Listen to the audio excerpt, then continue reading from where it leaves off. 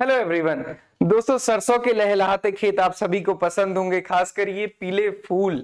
आप सभी को पता है कि मधुमक्खियां या फिर जो शहद बनने की प्रोसेस होती है हनी प्रोडक्शन की, वो सरसों के खेत में बहुत ज्यादा होता है।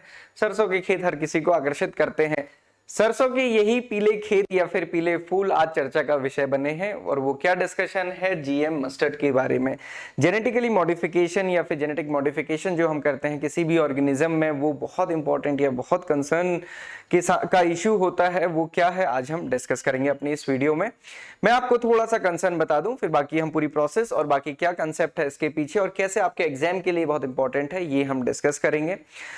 रिसेंटली जीएम मस्टर्ड DMH11 को धारा मस्टर्ड हाइब्रिड 11 जनरेशन को डिनोट करता है, इसको मिनिस्ट्री ऑफ एनवायरनमेंट ने क्लियरेंस प्रोवाइड की। और क्लियरेंस किसके लिए प्रोवाइड की कि हम इसको फूड के लिए, कंजम्पशन के लिए ग्रो कर सकते हैं। पहले स्टेज में जो क्लियरेंस दी गई है उसमें सीड प्रोडक्शन के लिए क्लियरेंस दी गई है, नेक्स्ट 3 सीजन के लिए। बहुत टाइम से ये इशू चल रहा था, फाइनली इसको मिनिस्ट्री ऑफ एनवायरनमेंट के से क्लियरेंस मिली।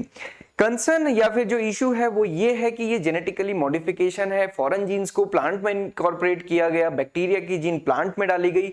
अब उस जो प्लांट प्रोड्यूस होगा उसका ह्यूमन हेल्थ पे क्या असर पड़ेगा, या फिर आप सभी को पता है हनी बी या फिर हनी कलेक्शन हम इससे बहुत ज्यादा करते हैं, तो हनी बी पे क्या इंपैक्ट पड़ेगा, या हनी बी जो पॉलन से हनी बनाएंगी उस हनी पे क्या इफेक्ट पड़ेगा, और उस शहद को खाने से भालू पे क्या असर पड़ेगा, उस भालू को खाने से शेर पे क्या असर पड़ेगा, वो आप सभी समझते हैं क्योंकि पूरी की पूरी बायोडाइवर्सिटी एक दूसरे के साथ एसोसिएटेड होती है।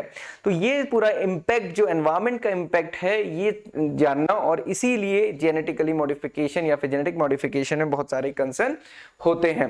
तो इस चीज को हम डिस्कस करेंगे। मिनिस्ट्री ऑफ एनवायरनमेंट ने क्लियरेंस दी। इंपॉर्टेंट क्या है, GEAC, जो GEAC है under the ministry of environment, genetic engineering appraisal committee, इसने ये क्लियरेंस दी है। लास्ट मंथ में आपने देखा न्यूज़पेपर में हमें बहुत देखने को मिला। आज की द हिंदू में ये न्यूज आई है, बहुत अच्छे से इन्होंने पूरे कंसेप्ट को एक्सप्लेन किया है कि जीएम मस्टर्ड का क्या कंसेप्ट है, क्यों इतना बड़ा इशू है, क्या उसके बेनिफिट्स हैं, क्या कंसर्न है, किस मेथड से इसको बनाया जाता है। तो हम इसको डिस्कस करेंगे। पहले मैं ओवरऑल आपको एक समरी बता देता हूं। समरी क्या है कि जो ये फर्स्ट जीएम फूड क्रॉप है, पहली जेनेटिकली मॉडिफाइड फूड क्रॉप है। इससे पहले जो हमारे पास अवेलेबल है वो है BT cotton. BT cotton insect resistance है, उसमें 2 जीन को इनकॉर्पोरेट किया गया था, Cry1AC एंड Cry2AB। ओके, तो ये बट क्या है, ये हमारी जो कॉटन है ये कैश क्रॉप है। इसको कैश अर्निंग के लिए या फिर कैश जनरेट करने के लिए ग्रो किया जाता है, बट कंजम्पशन के लिए नहीं किया जाता। कंजम्पशन के लिए जिसको ग्रो किया जा रहा है वो है मस्टर्ड। तो ये पहली जीएम फूड क्रॉप होगी। ये आपके लिए एक इंपॉर्टेंट क्वेश्चन है, चाहे ये जीए में आए चाहे आपके एग्रीकल्चर एग्जामिनेशन में। किसने डेवलप किया, centre for genetic manipulation of crop plant, Delhi university ने। इंपॉर्टेंट ये चीज है कि ICAR ने नहीं किया है या फिर किसी भी एग्रीकल्चर यूनिवर्सिटी ने नहीं किया है, किसने किया है, दिल्ली यूनिवर्सिटी ने। तो ये भी अगेन है, क्योंकि कई बार हमें लगता है कि एग्रीकल्चर से रिलेटेड काम है, एग्रीकल्चर मिनिस्ट्री या फिर एग्रीकल्चर रिसर्च इंस्टीट्यूट का ही होगा। डेवलप किसने किया है, जो इसके पीछे साइंटिस्ट हैं वो हैं डॉक्टर दीपक पेंटल। डॉक्टर दीपक पेंटल फॉर्मर वाइस चांसलर भी रहे हैं दिल्ली यूनिवर्सिटी के, उनकी ये रिसर्च है। इसमें जो हाइब्रिड बनाया गया है, जो DMH11 हाइब्रिड है, उसके जो पेरेंट्स हैं वो क्या है, वरुणा एंड अर्ली हीरा 2। मैं यहाँ पे आपको थोड़ा सा हाइब्रिड का कंसेप्ट बता दूं। आपको पता है कि हम 2 पेरेंट्स को क्रॉस कराते हैं with the diverse genetic background, और उससे जो हमें F1 मिलता है वो हमारा क्या कहलाता है, हाइब्रिड। तो ये हाइब्रिड है। यहाँ पे कौन है, वरुणा, यहाँ पे कौन है, अर्ली हीरा 2, और ये हमें हाइब्रिड कौन सा मिला, DMH11, धारा मस्टर्ड हाइब्रिड 11। अब सिस्टम कौन सा यूज किया गया और ये सिस्टम क्यों इतना बड़ा कंसर्न है, ये मैं आपको समझाऊंगा। सिस्टम यूज किया गया बार्नेज एंड बार स्टार, ये मेल स्टेरिलिटी का एक सिस्टम होता है। अब इसको समझने के लिए थोड़ा सा आपको समझना पड़ेगा। फिर से ध्यान कीजिए उन पीले फ्लावर्स का। जो सरसों के पीले फूल हैं वो जितने अच्छे दिखते हैं, बट ब्रीडिंग के लिए या फिर नई वैरायटी डेवलप करने के लिए उतने ही डिफिकल्ट भी हैं। मस्टर्ड एक सेल्फ पॉलिनेटेड क्रॉप है। सेल्फ पॉलिनेटेड क्रॉप होने के नाते उसमें क्रॉसेस बनाना बहुत डिफिकल्ट है, और क्योंकि जो मस्टर्ड का फ्लावर है वो बहुत सोफिस्टिकेटेड है, उसमें इमेस्कुलेशन करना मतलब मेल पार्ट को निकालना वो बहुत डिफिकल्ट है। ओके, तो जब मेल पार्ट को निकालेंगे तभी हम उसको हाइब्रिड बना सकते हैं। अब हाइब्रिड बनाने के लिए मेल पार्ट को क्यों निकालना है? क्योंकि जो सेल्फ पॉलिनेटेड क्रॉप होती है उसके एक फ्लावर में male part and female part दोनों ही रहते हैं। मेल पार्ट क्या होता है? एंथर जिसमें पॉलन बनते हैं। फीमेल पार्ट क्या है? पिस्टल, जिसमें की स्टिग्मा पे पॉलन जाके फर्टिलाइज होते हैं और वो ओव्यूल को फर्टिलाइज करते हैं बेसिकली। तो ये पूरी प्रोसेस होती है जिससे सेल पॉलिनेशन होता है। अब एज्यूम कीजिए कि जो फ्लावर है उसमें फीमेल पार्ट तो है बट मेल पार्ट नहीं है। मेल पार्ट नहीं है तो पॉलन ग्रेन नहीं आ पाएंगे, तो पॉलन ग्रेन कहीं बाहर से आएंगे फर्टिलाइज करने के लिए, तब हमारा हाइब्रिड बन पाएगा। इस वजह से ये जो सिस्टम है मेल स्टेरिलिटी का, ये इंट्रोड्यूस किया जाता है। क्योंकि जैसे क्रॉस पॉलिनेशन है, जैसे आपने मेज की क्रॉप देखी होगी, मेज की क्रॉप में हाइब्रिड बनाना बहुत आसान है क्योंकि क्रॉस पॉलिनेटेड है। आपको अगर उसी प्लांट से पॉलिनेशन नहीं कराना है तो आप उसके एंथर्स को रिमूव कर सकते हैं या फिर जो कॉब है उसको कवर कर सकते हैं, बहुत इजी होता है। बट सेल्फ पॉलिनेशन में क्योंकि दोनों पार्ट साथ में ही सेम फ्लावर में है इसलिए बहुत ज्यादा मुश्किल होता है। तो बार्नेज एंड बार स्टार सिस्टम को यूज किया गया। अब इस सिस्टम को थोड़ा सा समझना जरूरी है। बार्नेज क्या है? ये मेल स्टेरिलिटी के लिए वर्क करता है। जो वरुणा वैरायटी है उसमें बार्नेज जीन को इंट्रोड्यूस किया गया और अर्ली हीरा 2 में बार स्टार को। बार स्टार क्या करती है? ये एक रिस्टोरर जीन है कि जो F1 आएगा वो फर्टाइल होगा। तो बार्नेज वरुणा में डाला, उससे क्या हुआ कि इसकी स्टिग्मा पे जो पॉलन आएगा वो डेफिनेटली कहीं और से आएगा, क्योंकि बार्नेज जीन होने के कारण वरुणा में जो पॉलन ग्रेन है वो फॉर्मेशन नहीं होगी। जो उसकी एंथर की टपेटल लेयर होती है उसमें उसको जो मैनिपुलेट या फिर जो फिजियोलॉजिकल प्रोसेस होती है उसको ये बार्नेज जीन चेक कर देता है। तो वरुणा में क्या होगा? एंथर फॉर्मेशन, पॉलन फॉर्मेशन नहीं होंगे, और जिस वजह से जो अर्ली हीरा 2 है उसके पॉलन इसको फर्टिलाइज करेंगे और F1 हमारा बनेगा। ये बार्नेज जीन और बार स्टार का सिस्टम है। अब ये दोनों जो जीन लिए गए, ये किससे लिए गए? बैसिलस अमाइलोलिक्विफेशियन से, जो कि एक सॉइल बैक्टीरिया है। सॉइल बैक्टीरियम की अगर हम बात करें, जो अभी हमने कॉटन का बताया था, Cry1AC एंड Cry2AB जो कि इंसेक्ट रेजिस्टेंस के लिए है, ये भी हमने एक सॉइल बैक्टीरियम से लिए थे, बैसिलस थ्रिंजिनेसिस से। तो ये यहाँ पे बैसिलस अमाइलोलिक्विफेशियन से लिया गया है। इतनी सारी प्रोसेस करी, आपने इतनी पूरी कहानी सुनी, उस कहानी का फायदा क्या हुआ? कहानी का फायदा हुआ कि जो ट्रेट मॉडिफाई किया गया या फिर कैरेक्टर मॉडिफाई किया गया वो कौन सा है? Herbicide tolerance. मतलब कि जो हर्बिसाइड्स हैं उसके लिए टॉलरेंस आ गई प्लांट में। हर्बिसाइड का क्या मतलब है कि जब किसी भी खेत में हम हर्बिसाइड्स का या फिर वीडीसाइड्स का स्प्रे करते हैं तो वो न सिर्फ हर्बिसाइड्स के लिए, मतलब जो वीड्स हैं उनके लिए घातक होता है, बल्कि प्लांट्स के लिए भी होता है। बट हमने इसमें जो तीसरा जीन इनकॉर्पोरेट किया, बार जीन, ये जो बार्नेज और बार स्टार 2 जीन थे, ये हमने मेल स्टेरिलिटी के लिए इसमें इनकॉर्पोरेट किए थे। और जो तीसरा जीन इनकॉर्पोरेट किया गया, बार जीन, वो सिर्फ इसलिए किया गया कि इसमें हर्बिसाइड टॉलरेंस आ सके। हर्बिसाइड टॉलरेंस जैसे ही आएगी, तो जैसे ही हर्बिसाइड का स्प्रे होगा तो सारे ही जो प्लांट होंगे उस पर्टिकुलर खेत में वो सारे के सारे साफ हो जाएंगे, केवल रह जाएगी ये क्रॉप DMH11। तो इसको हम हर्बिसाइड टॉलरेंट कहते हैं। ग्लूफोसिनेट अमोनियम के लिए है। ग्लूफोसिनेट अमोनियम पे ही ये सारी कहानी अटकी हुई है। मैं आपको कंसर्न में बताऊंगा कि सबसे बड़ा कंसर्न इसके पीछे है क्या। तो ये सारी कहानी थी आज व्हाट इज DMH11। ये द हिंदू में बहुत अच्छे से इसको एक्सप्लेन किया है, आप उसको देख सकते हैं। तो कुछ दिनों पहले आया था जब ये इसको मिली थी क्लियरेंस GEAC के द्वारा।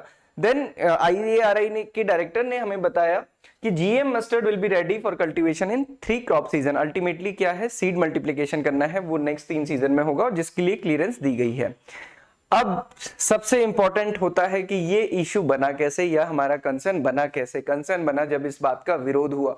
विरोध किसने किया? RSS बैक्ड स्वदेशी जागरण मंच ने। स्वदेशी जागरण मंच और उसके अलावा आप देखेंगे BKS, इन सभी ने इसका अपोज किया। अपोज करने के क्या कारण है वो हम आगे देखते हैं।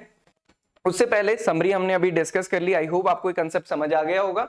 अगर किसी भी स्टूडेंट को कोई कंसेप्ट नहीं समझ आया तो आप मुझे कमेंट बॉक्स में बता सकते हैं। मान लीजिए आपको मेल स्टेरिलिटी कंसेप्ट पढ़ना है तो आप मुझे बता सकते हैं, मैं स्पेशल वीडियो उस मेल स्टेरिलिटी कंसेप्ट के लिए बना दूंगा। देन अब जो दोनों साइड हैं, बेनिफिट क्या है इसके? पहले बेनिफिट समझते हैं फिर कंसर्न समझेंगे। रिसर्च में पाया गया कि जो DMH11 है उसमें 28% ज्यादा यील्ड होगी एज कंपेयर टू जो प्रेजेंट वैरायटी है, जो प्रेजेंट नेशनल चेक है, और मोर देन 30% यील्ड का हमको इंप्रूवमेंट दिखेगा जोनल चेक्स में।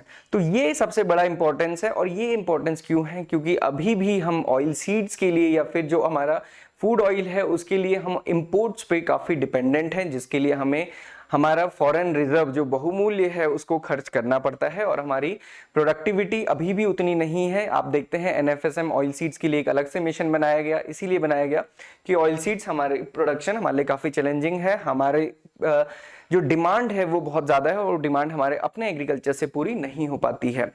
देन हर्बिसाइड टॉलरेंस आएगा, डेफिनेटली हर्बिसाइड टॉलरेंस आएगा। तो फील्ड में केवल सरसों की खेत होगी तो सरसों की खेत होगी, सारे इनपुट सरसों यूज करेगा और डेफिनेटली हमें प्रोडक्शन ज्यादा मिलेगा।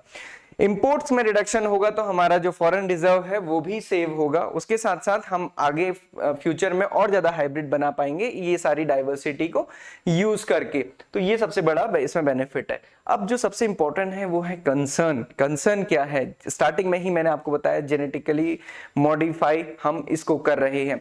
जेनेटिकली अगर किसी चीज को मॉडिफाई कर रहे हैं मतलब हम जीनोम के साथ छेड़छाड़ कर रहे हैं, वो भी आर्टिफिशियली। और जीनोम क्या चीज है? जीनोम वो एक ब्लूप्रिंट होता है किसी भी ऑर्गेनिज्म के अंदर, प्लांट चाहे एनिमल, जो ये बताता है, उसमें वो कोड्स होते हैं कि पूरा स्ट्रक्चर कैसा बनेगा, कैसी प्रोसेसेस होंगी, सब कुछ वहां पे कोडिंग होती है। तो वहां पे हम फॉरेन जीन्स को इंट्रोड्यूस कर रहे हैं, तो उन फॉरेन जीन का क्या इंपैक्ट होगा न सिर्फ प्लांट पे बल्कि जितने भी प्लांट से रिलेटेड हैं, चाहे ऑयल कंजम्पशन के लिए ह्यूमन हो या फिर हनी प्रोडक्शन के लिए हनी बीज हो, और फिर हनी बीज के जो हनी को प्रोड्यूस करेंगी अगर उसको भालू खाएगा तो उस भालू पे क्या इंपैक्ट होगा, उस भालू को शेर खाएगा उस शेर पे क्या इंपैक्ट होगा, उस शेर के बाद जो भी आगे पूरे एनवायरनमेंट में चेन उससे जुड़ी हुई है उन पे क्या इंपैक्ट होगा, ये देखना समझना बहुत जरूरी है। एक और इंपॉर्टेंट इश्यू आता है कि पॉलिनेशन, क्योंकि पॉलिनेटर कॉमन है, पॉलिनेटर इस पॉलन के बाद अगर दूसरे प्लांट पे गए तो दूसरे प्लांट पे क्या इंपैक्ट आएगा, किसी भी दूसरा प्लांट हो सकता है, सरसों के अलावा कोई दूसरा प्लांट हो सकता है, उस पर क्या इंपैक्ट आएगा, ये एक बहुत बड़ा कंसर्न है। देन फार्मर फील्ड पे क्या परफॉर्मेंस आएगी? रिसर्च में हमने देखा कि 28% मोर यील्ड है, पर फार्मर फील्ड में क्या आएगी परफॉर्मेंस, ये कंसर्न है। क्योंकि बीटी कॉटन के टाइम पे भी कहा गया कि इससे यील्ड भी बढ़ेगी या फिर यील्ड में इंक्रीज होगा, बट हमने देखा एज सच कोई बहुत ज्यादा अभी तक इंक्रीज उसमें नहीं हुआ, बल्कि बहुत महंगे सीड खरीदने पड़े। ये एक सबसे बड़ा कंसर्न है, बहुत महंगे सीड खरीदना, क्योंकि ये जो पूरी मैंने आपको कहानी बताई इसमें जो बार्नेज और बारस्टार जीन्स हैं ये पेटेंटेड जीन्स हैं। आपको पता होगा बायर एक बहुत बड़ी कंपनी है जिसके ये पेटेंटेड जीन्स है, मतलब आपको सीड प्रोडक्शन करना है तो आपको रॉयल्टी पे करनी होगी। मोर देन 8,000 करोड़ रुपए की रॉयल्टी हम ऑलरेडी पे कर चुके हैं for the BT cotton. Similarly यहां भी हमें रॉयल्टी पे करनी पड़ेगी, और ये काइंड ऑफ मोनोपोली है, वो भी किसके ऊपर? फार्मर्स के ऊपर। तो ये एक बहुत बड़ा कंसर्न है। रिस्क टू बायोडायवर्सिटी में आपको बता चुका हूं। Then emergence of super weeds. America में जहां हमने देखा कि जहां पे भी हर्बिसाइड टॉलरेंस की जो जेनेटिकली मॉडिफाइड क्रॉप्स ग्रो की गई हैं वहां पे ऐसी वीड बन के आ जाती हैं जिसपे कोई भी हर्बिसाइड काम नहीं कर पाता। ऐसी हर्ब्स बन सकती हैं या फिर ऐसे प्लांट, क्योंकि हम अगर किसी चीज को मॉडिफाई कर रहे हैं नेचर भी उस चीज को मॉडिफाई करेगा, और ऐसी वीड्स बन सकती हैं जो कि हर्बिसाइड से भी, किसी भी हर्बिसाइड से कंट्रोल ही ना हो। तो ये एक बहुत बड़ा रिस्क है। ये सारे कंसर्न है जिसको डिस्कस किया जा रहा है। इन सारे कंसर्न के बीच में जो सबसे प्रमुख कंसर्न है वो यही है कि जो मोनोपोली होती है, आपको पता है क्योंकि पेटेंटेड काम है सारा का सारा, और पेटेंटेड काम में रॉयल्टी पे करनी होती है जिसकी वजह से कॉस्ट बहुत ज्यादा बढ़ती है सीड्स की या किसी भी चीज की, वो एक सबसे बड़ा कंसर्न है। इसके अलावा आपको कोई भी कंसर्न लगता है तो आप मुझे कमेंट बॉक्स पे बता सकते हैं। देन ये था हमारा जीएम मस्टर्ड के बारे में। आई होप आपको ये सारा कंसेप्ट क्लियर हुआ होगा। अगर फिर भी कहीं पे आपका कोई डाउट रहता है तो आप मुझे कमेंट बॉक्स पे पूछ सकते हैं। इसके अलावा जितने भी स्टूडेंट्स अभी IBPS AFO या फिर नाबार्ड या फिर किसी दूसरे एग्जाम के लिए प्रिपेयर कर रहे हैं, आप बहुत अच्छे से प्रिपेयर कीजिए। हमारी वेबसाइट पे आपको फ्री मॉक टेस्ट और प्रीवियस ईयर पेपर मिल जाएंगे, तो बहुत अच्छे से अपनी प्रिपरेशन कीजिए सो दैट कि आपको रिजल्ट भी अच्छा मिले। So this is all about today, this is all about the GM mustard. I hope कि मैंने इसको आप तक क्लियरली पहुंचाया होगा। फिर भी कोई डाउट रहता है तो आप उसको जरूर पूछे। Thank you everyone for watching this video and have a good day ahead.